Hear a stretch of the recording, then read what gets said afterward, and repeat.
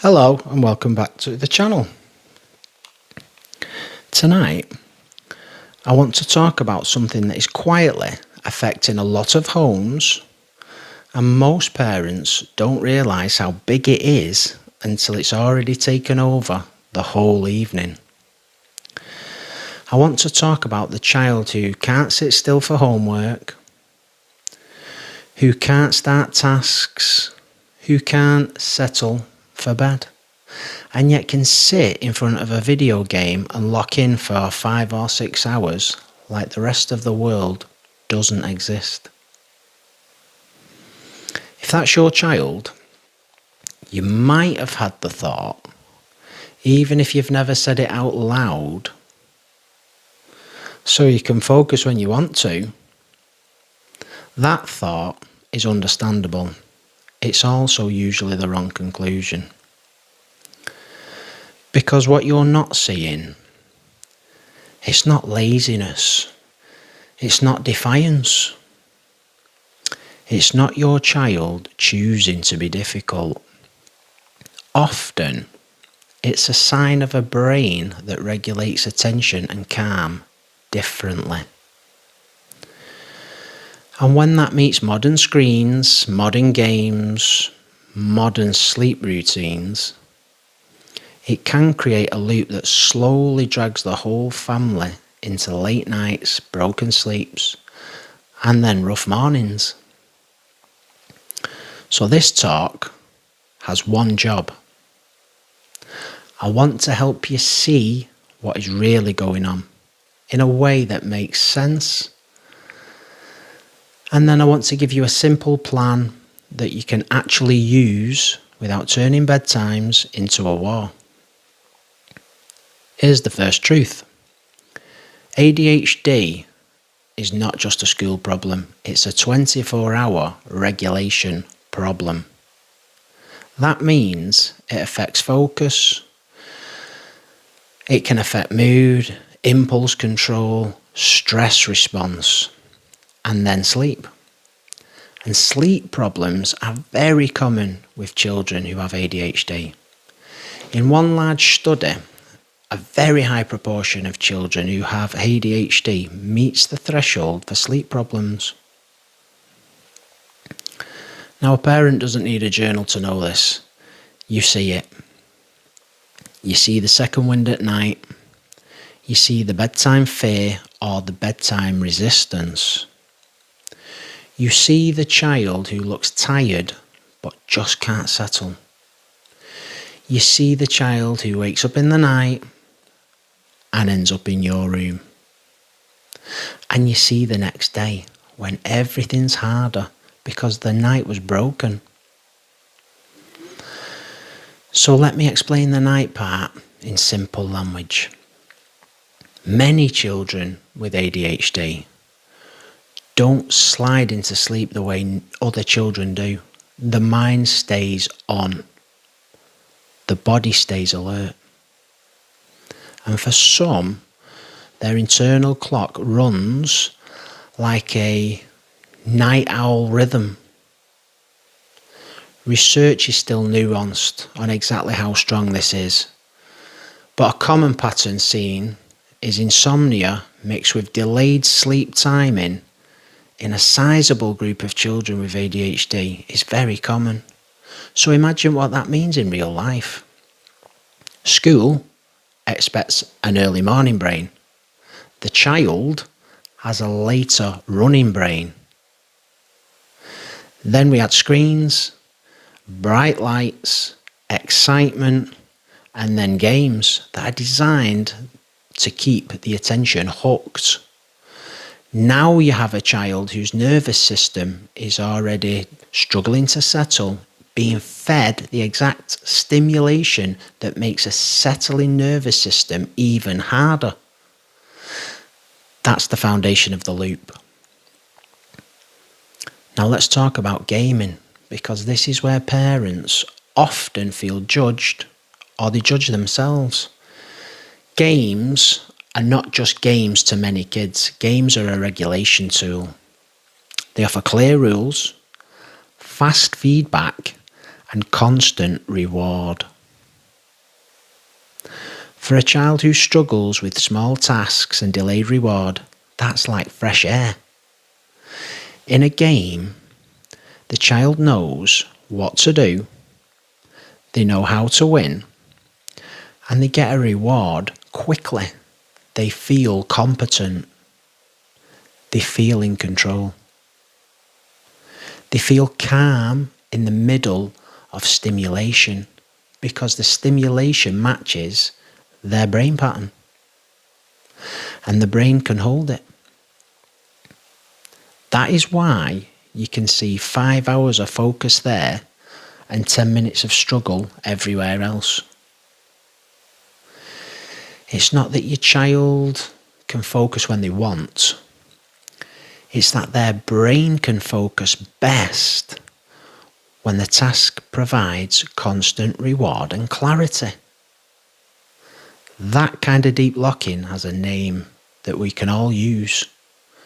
Hyperfocus. Hyperfocus itself is not evil. It's a feature of how attention can work in ADHD. The problem is what it pushes out. It pushes out meals. It pushes out movement. It pushes out family time. And the big one, it pushes out sleep. And once sleep goes, everything else gets worse, which pushes the child back to the one place that they feel regulated, the screen. So the loop tightens. Now this is where I want you to stop blaming the child and stop blaming yourself. Start looking at the system. Because if your child is locked into games for hours and they can't sleep, the question is not what's wrong with you. The question is, what's keeping your system switched on at night? And that question changes the whole tone in your home. Because you stop trying to win an argument at bedtime, you start trying to build a calmer pattern that your child's body can follow. Let me name what that night pattern often looks like and the way it actually happens in people's homes. The day is busy. The child looks tired. You think bedtime will be easy. Then you start getting ready for bed, and right on cue, the mind wakes up. They suddenly need to talk. They suddenly remember a worry. They suddenly feel scared or embarrassed about something that happened in school. They might even need a snack or a drink. Or they need to check something. And then the words come. In a way that sounds simple but matters a lot. My brain will not stop. I keep thinking, I can't shut it off. That's not your child trying to be clever. That's your child describing an overactive mind. And when a child can't settle in their own bed, they will often go to the place they feel safest. That is your bed. That's why they always end up back and forward each evening. Not because they're manipulating you. Sometimes just because the nervous system is looking for safety and calm. Now I need to talk about screens carefully, because people make this either too dramatic or too dismissive. There is good reason why many NHS and child resources advise switching off devices an hour before bed. Blue light and stimulating content can signal wakefulness, and it delays sleep cues. And the simple behavioural advice is reduce bright screens close to bedtime. At the same time, the research on screens is not a neat story, because it's not only the light, it's also the timing, the content, and the fact that screens steal time that would have been used to wind down and sleep. Even reviews note that evidence is mixed and the effects vary, but the association between late gaming and poorer sleep shows up often enough that we should treat it seriously, especially for children who struggle to settle. So here's the rule that works in real homes. Don't make this about punishment, make it about downshifting. You're not taking away joy, you are protecting sleep. And you can't downshift a racing brain by slamming the brakes. You need a runway. That's the key word, a runway. So here's the approach that I'd like you to picture. You're not trying to force sleep. You are building the conditions where sleep becomes the easiest thing the body can do. And you do that by working in 3 places: morning, evening, and the last hour. Let's start with the morning, because most people only fight the night. A steady wake-up time anchors the body clock. If your child sleeps in late some days and then wakes early other days, bedtime drifts. The whole rhythm drifts. Then you are negotiating with a body that's not ready for sleep. So pick a wake time that fits school days and keep it steady as often as you can. Not perfect, steady. Now the evenings. This is where you stop thinking, how do I get them to sleep? And you start thinking, how do I help their system come down? That means the house needs to change before bed. Softer lighting, calmer voices, slower pace. And the routine has to repeat, because repetition is how the body learns. Then comes the hardest part for many parents, the screen boundary. If your child is using games as their main way to regulate, taking it away suddenly can feel like pulling away their coping tools. So you do 2 things at once. You set a clear boundary and you offer a calmer replacement. You could say calmly, screens end at this time because your sleep matters. I am going to help you wind down. And then you give them a replacement that actually works for downshifting. A warm shower, a quiet audiobook, a book in bed, drawing, Lego is fantastic. A puzzle, maybe some soft music. Something with low stimulation, but enough comfort that the child does not feel like they've been dropped into the silent, scary room of their thoughts. Now there's a part here that's simple. It sounds almost silly, but it helps many kids. The mind dump. 2 minutes, pen and paper. You tell your child, write down anything that your brain is holding. Worries, things to remember, anything that keeps playing on a loop. Then you close the notebook and put it away. You are teaching their brain a skill here. We are not carrying this through the night. Now about the children who wake and come into your room. Here's the most important thing I can say about that. Don't turn it into shame. Shame does not calm a nervous system. Shame wakes it up. Instead, treat it as a signal. Ask what is happening at night. Ask what they feel at the time. Ask what they're thinking about. Then decide a plan as a family. Some families do gradual return to bed with calm guidance, and it works. Some families set up comfort in the child's room so they can all relax there. Some families use night lights or comfort objects.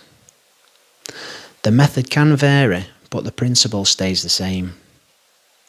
Safety first, then independence. Now I want to address one more thing, because this is where the deeper solution lives. If your child is hyper-focusing on games for hours, you're seeing a child who can see success, feel success, and control in that world. So the long-term plan is not just to reduce gaming, it's to build real-world wins. Movement that burns off stress and helps sleep. A sport, a walk, swimming, cycling, martial arts is exceptional for this. A skill that gives progress. Music, art, building things, coding, anything that makes the child feel I'm getting better at something. Because when a child has other places that they feel competent and calm, screens lose their grip and the whole home gets easier. Now I need to say this clearly, because the internet is full of confident claims. You will hear people talk about methylation, folate, folic acid, and methylated vitamins. There's real biology in this area, and there's research that explores it, like L-methylfolate in ADHD. But it is not a universal fix, and it is not something to experiment with casually on a child. So the safe route is simple. Don't guess. Do not stack supplements ever because a clip sounded confident. If you want to explore that area, do it with your GP or a qualified clinician who understands children. For most families, the biggest gains come from rhythm, routine, downshifting, boundaries that are calm, and helping the children learn skills that they can settle in their mind. So let me bring this home with a simple picture. What you are really building is a calmer system. A system where the day supports the night and then the night supports the day.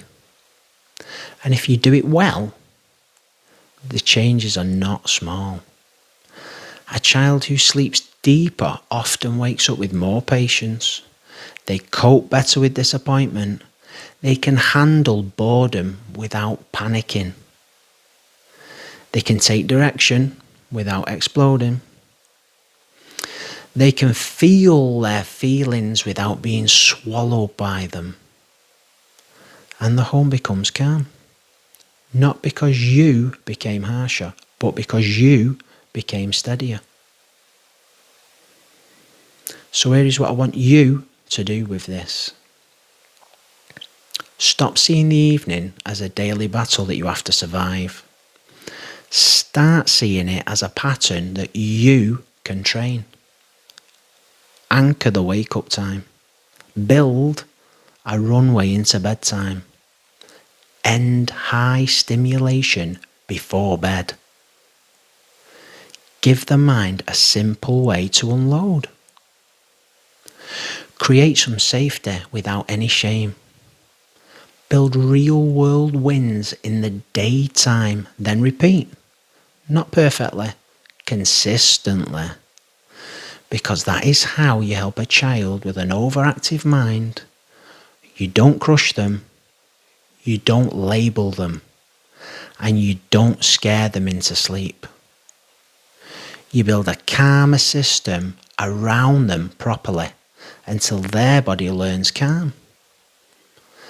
And when their body learns calm, their mind gets a chance to rest. That's the goal.